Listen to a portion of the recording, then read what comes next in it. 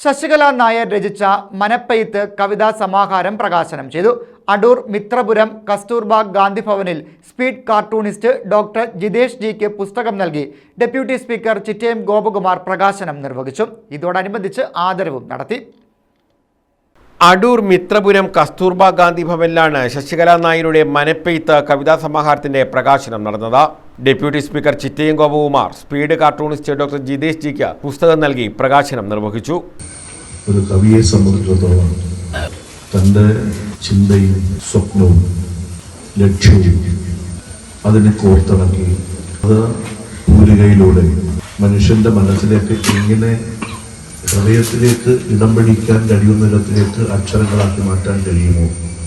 അങ്ങനെ ചെയ്താൽ തീർച്ചയായും ആ എഴുത്തുകാരൻ അല്ലെങ്കിൽ എഴുത്തുകാരി അല്ലെങ്കിൽ കവയത്രി വിജയിക്കും.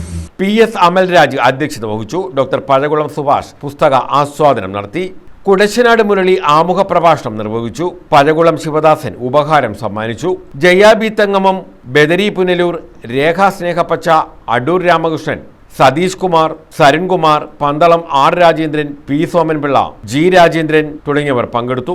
Doctor Jitesh G, doctor Pazhakulam Subhash, Jayabi Thangamam, Adoor Ramakrishnan, Badari Punalur, Rekha സ്നേഹപ്പച്ച എന്നിവരെ ചടങ്ങിൽ ആദരിച്ചു.